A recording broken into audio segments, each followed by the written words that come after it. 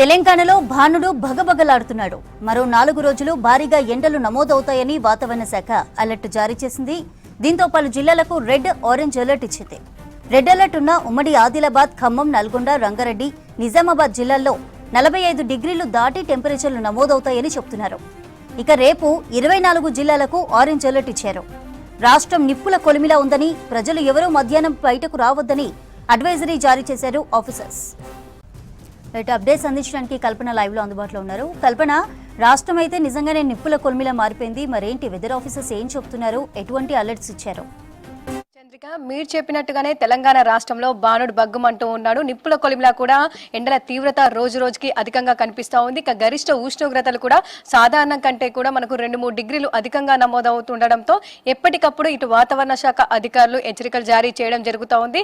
అదే విధంగా ఆరోగ్య శాఖతో కోఆర్డినేట్ అవుతూ కూడా ఏ జిల్లాలో అధికంగా టెంపరేచర్స్ నమోదవుతా ఉన్నాయి, ఏ జిల్లాలో వడగాలులు, వేడి గాలులు వీచే అవకాశం ఉందో ఆ జిల్లాలకు అడ్వైజరీ కూడా జారీ చేస్తా ఉన్నారు. దీంతో ఇటు ఆరోగ్య శాఖ కూడా మధ్యాహ్నం సమయంలో ఎండల తీవ్రత, వడగాలులు వీచే అవకాశం ఉండడంతో ప్రజలు బయటికి రావద్దని చెప్పేసి ఇప్పటికే ఇటు హెచ్చరికలు కూడా జారీ చేయడం జరిగింది. అదే విధంగా నిన్న కూడా చూసాము, దాదాపు ఇటు ఉత్తర తెలంగాణ జిల్లాలో అధికంగా గరిష్ట ఉష్ణోగ్రతలు నమోదవుతుండడంతో అక్కడ ఆ జిల్లా యంత్రాంగానికి కూడా ఎప్పటికప్పుడు హెచ్చరికలు కూడా జారీ చేయడం జరిగింది. ఇక అదే విధంగా వచ్చే 2-3 రోజుల పాటు కూడా ఎండల తీవ్రత అధికంగా ఉండే అవకాశం ఉండడంతో ఇటు కలర్ వార్నింగ్స్ ఇస్తూ ప్రజల్ని అప్రమత్తం చేస్తా ఉన్నారు. ఇక ప్రస్తుతం నేను వాతావరణ శాఖ కేంద్రంలో ఉన్నాను. మరి మనతో పాటు వాతావరణ శాఖ సీనియర్ అధికారి ధర్మరాజు గారు ఉన్నారు. ఒకసారి వారితో కూడా మాట్లాడదాము. ఎందుకంటే ఏ జిల్లాలో అధికంగా ఉష్ణోగ్రతలు నమోదవుతా ఉన్నాయి, వచ్చే 4 రోజుల పాటు కావచ్చు ఇటు వాతావరణం ఏ విధంగా ఉండే అవకాశం ఉందో లేదో తెలుసుకుందాం. సార్ చెప్పండి, ముఖ్యంగా చూసుకున్నట్టయితే తెలంగాణ రాష్ట్ర వ్యాప్తంగా నిజంగానే నిప్పుల కొలిమిలా ఉందా అన్నట్టు కూడా ఉష్ణోగ్రతలు నమోదవుతా ఉన్నాయి. ఇక ప్రస్తుతం కావచ్చు ఏ జిల్లాలో ఎంత మేర ఉష్ణోగ్రతలు నమోదవుతున్నాయి సార్? ముఖ్యంగా ఇటు ఆదిలాబాద్ జిల్లాలో, మనకి ఉమ్మడి ఆదిలాబాద్ జిల్లాలోనే గరిష్టంగా ఉష్ణోగ్రతలు అనేవి నమోదవుతున్నాయి. నిన్న నమోదైన గణాంకాలు కనుక ఒకసారి పరిశీలించినట్లయితే సుమారు 44.3 డిగ్రీల వరకు కూడా ఉష్ణ తీవ్రత అనేది నమోదైంది. గత రోజుతో పోలిస్తే నిన్న స్వల్పంగా తగ్గుదల అనేది కనిపించినప్పటికీ కూడా రానున్న 3 రోజులు కూడా పెరిగే అవకాశాలు అయితే కనిపిస్తున్నాయి. ఇటు ఆదిలాబాద్తో పాటు నిజామాబాద్లో కూడా సుమారు 44 డిగ్రీల వరకు కూడా కొనసాగుతుండగా మెదక్లో కూడా సుమారు మనకి 43 డిగ్రీల వరకు కూడా ఉష్ణ తీవ్రత అనేది కొనసాగుతుంది. ఓకే సార్, సో ముఖ్యంగా చూసుకున్నట్టయితే రానున్న 4-5 రోజుల పాటు ఈ ఉష్ణోగ్రతలు ఏ విధంగా ఉండే అవకాశం ఉంది, ఏ జిల్లాల్లో అధికంగా ఉష్ణోగ్రత తీవ్రత ఉండే ఛాన్సెస్ ఉన్నాయి, దాంతోపాటు వడగాలులు ఏమైనా వీచే అవకాశం ఉందా అండి?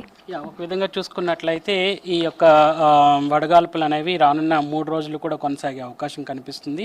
నిన్నటికే ఈ యొక్క హెచ్చుతగ్గులు అనేవి సర్వసాధారణంగా కనిపించినప్పటికీ కూడా అధికంగా కనుక చూసుకున్నట్లయితే ఉత్తర భాగాల్లోనే, ఉత్తర తెలంగాణ భాగాల్లోనే ఎండ తీవ్రత అనేది కొనసాగుతుంది. ఒక విధంగా చూసుకున్నట్లయితే ఈ రోజు కనుక చూసుకున్నట్లయితే సుమారు 22 చోట్ల అంచనా ప్రకారం 41 నుంచి 44 డిగ్రీల వరకు కూడా ఉష్ణ తీవ్రత కొనసాగే అవకాశం అయితే కనిపిస్తుంది.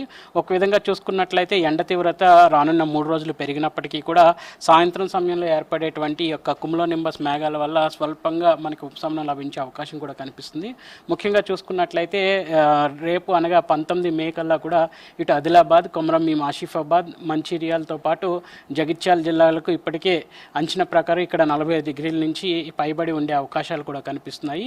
మిగిలిన జిల్లాల్లో కనుక చూసుకున్నట్లయితే ఒక్క ములుగు, భద్రాద్రి కొత్తగూడెం, వరంగల్, హనుమకొండ, మహబూబాబాద్ ఈ యొక్క జిల్లాలు మినహాయించి మిగిలిన జిల్లాలన్నింటిలో కూడా ఎండ తీవ్రత అనేది 41 నుంచి 44 డిగ్రీల వరకు కొనసాగి రేపటికల్లా కూడా చూసుకున్నట్లయితే ఈరోజు 4 జిల్లాలు, రేపటికి అంటే 20 కల్లా కూడా సుమారు 5 జిల్లాల్లో మనకి ఎండ తీవ్రత అధికంగా కొనసాగుతుంది. ఇక్కడ కనుక చూసుకున్నట్లయితే సుమారు 45 డిగ్రీల నుంచి పైపెచ్చు ఈ ఎండ తీవ్రత నమోదయ్యే అవకాశం అయితే కనిపిస్తుంది. ముఖ్యంగా కొమరంభీం, ఆసిఫాబాద్, మంచిర్యాలతో పాటు పెద్దపల్లి, ఇంకా చూసుకున్నట్లయితే ఖమ్మం జిల్లాలతో పాటు నల్గొండ జిల్లాలకు కూడా ఎండ తీవ్రత అధికంగా కొనసాగే అవకాశం కనిపిస్తుంది. ఓకే సార్, ఇక మీరు చెప్పినట్టుగా కావచ్చు హెచ్చరికలు కావచ్చు చూస్తున్నట్టు అయితే దాదాపు పెద్ద ఎత్తున కూడా ఎండల తీవ్రత ఉండే అవకాశం ఉందని తెలుస్తూ ఉంది. దీంతో ఎండల తీవ్రతకు సంబంధించి కావచ్చు, జిల్లాలకు సంబంధించి కావచ్చు ఎట్లా ఆయా జిల్లా యంత్రాంగాన్ని కోఆర్డినేట్ చేస్తూ ఉన్నారు, ఎలాంటి హెచ్చరికలు వాళ్ళకు ఇవ్వడం జరుగుతూ ఉంది, సూచనలు కావచ్చు? ముఖ్యంగా చూసుకున్నట్లయితే ఎండ తీవ్రత అధికంగా ఉన్న సమయాల్లో దీని యొక్క ప్రభావం అనేది ఎక్కువగా పిల్లల మీద, వృద్ధుల మీద కూడా ఉంటుంది. అట్లాగే చూసుకున్నట్లయితే వ్యవసాయ ఆయా పనులు చేసుకున్నటువంటి అవుట్డోర్ యాక్టివిటీ చేసే వాళ్ళ మీద కూడా ఎక్కువగా ఉంటుంది. ఇటు భవన కార్మికులు కానీ వలస కార్మికులు కానీ వ్యవసాయంలో పనిచేస్తున్నటువంటి ముఖ్యంగా రైతుల మీద కూడా ఈ యొక్క ఎండ తీవ్రత అనేది అధికంగా కొనసాగుతుంది. కాబట్టి ఇప్పటికే ఏ రోజుల్లో మనకి ఎండ తీవ్రత అధికంగా కొనసాగుతుందో ఆయా రోజుల్లో ఎండ తీవ్రతకు సూచిస్తూ హెచ్చరికలు కూడా జారీ చేయడం జరుగుతుంది. ఓకే సార్, ముఖ్యంగా మనకు ఉదయం 9 అయితే చాలు దాదాపు బాణుడు బగ్గుమంటూ ఉన్నాడు. సో ఏ సమయంలో మనకు ఈ అధిక ఎండల తీవ్రత కావచ్చు, వేడి వాతావరణం, వడగాలులు ఎక్కువగా వీచే అవకాశం ఉందండి? ముఖ్యంగా చూసుకుంటే మనకి ఉదయం సమయం సుమారు 11 ప్రాంతం నుంచి 4 గంటల ప్రాంతం వరకు కూడా ఎండ తీవ్రత అనేది గరిష్టంగా నమోదవుతూ ఉంటుంది. ఈ సమయంలో కనుక చూసుకున్నట్లయితే ఇటు భవన కార్మికులు కానీ వలస కార్మికులు కానీ ఎక్కువ శ్రమతో కూడినటువంటి పనులు చేస్తూ ఉంటారు. కాబట్టి ఒక విధంగా శరీరం అలసటకు గురి అవ్వడం కానీ అలాగే అనారోగ్యానికి ఏర్పడే అవకాశం కూడా కనిపిస్తుంది. కాబట్టి ఈ సమయంలో వారు చేస్తున్నటువంటి పనుల్లో స్వల్పమైనటువంటి విరామం తీసుకుంటూ ఎక్కువగా మంచినీరు అది తీసుకోవడం వల్ల ఒక విధంగా శరీరం అనేది డిహైడ్రేషన్ లెవెల్స్కి తట్టుకుని ఒక విధంగా హైడ్రేటెడ్గా ఉంటుంది. అంతేకాకుండా ఆరోగ్యంగా కూడా ఉండే అవకాశాలు ఎక్కువగా కనిపిస్తుంటాయి. ఓకే అండి, సో ముఖ్యంగా చూసుకున్నట్టయితే ప్రస్తుతం మనకు నమోదవుతున్న ఉష్ణోగ్రతలు కావచ్చు, ఇటు వేడి వాతావరణానికి సంబంధించి సాధారణం కంటే ఎన్ని డిగ్రీలు అధికంగా నమోదవుతూ ఉంది? దానిన్న రోజుల్లో ఇంకా మరింత పెరిగే అవకాశం ఉందా అండి?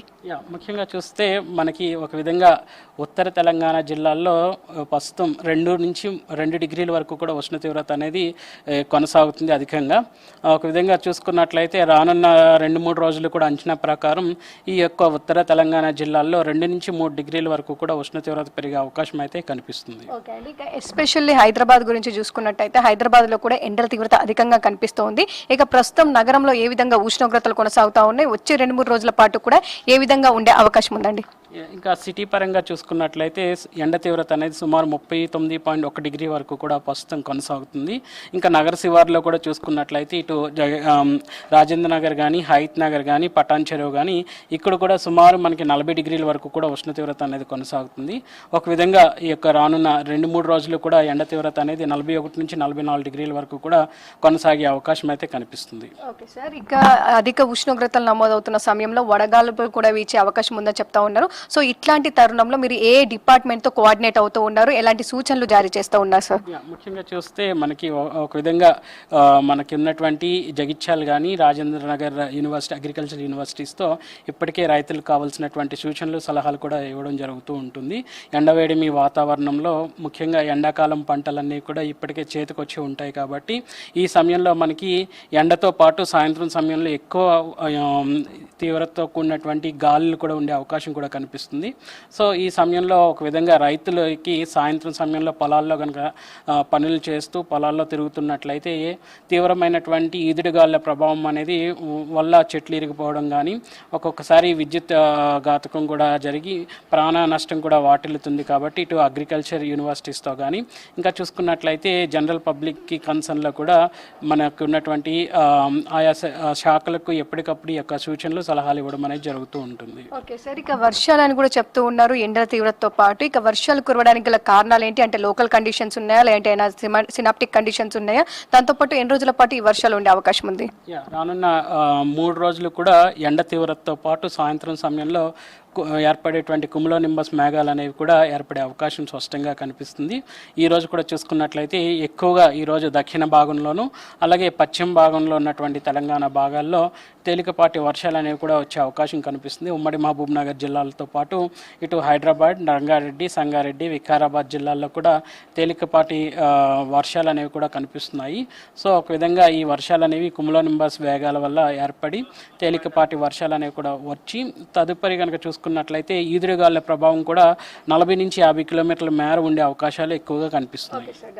సో చూస్తూ ఉండగా దాదాపు ఎండల తీవ్రత అధికంగా ఉండే అవకాశం ఉండడంతో ఎప్పటికప్పుడైతే హెచ్చరికలు జారీ చేయడం జరుగుతూ ఉంది. ముఖ్యంగా దాదాపు 41 నుంచి 44 డిగ్రీల వరకు ఈ రోజు గరిష్ట ఉష్ణోగ్రత నమోదయ్యే అవకాశం ఉండడంతో చాలా జిల్లాలకైతే ఆరెంజ్ అలర్ట్ కూడా జారీ చేయడం జరిగింది. ఇక రేపటి నుంచి 45 డిగ్రీల వరకు కూడా గరిష్ట ఉష్ణోగ్రతలు నమోదయ్యే అవకాశం ఉండడంతో రెడ్ అలర్ట్ కూడా ఇష్యూ చేయడం జరిగింది.